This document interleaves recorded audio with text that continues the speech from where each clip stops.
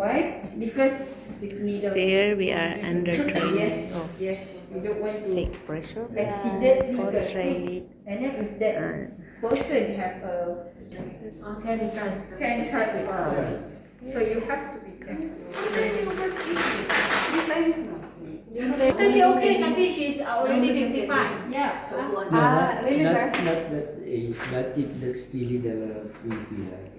But if you can maintain your BP up to 120 better. Yeah. Unless the below one has like 90, 87 is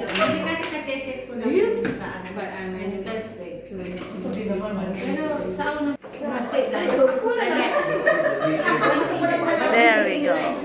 Can you see? And your arms must be relaxed. Relax. Too tight. It's a bit. See, tignan mo may ebidensya. High blood na yan. Bilis mo siya.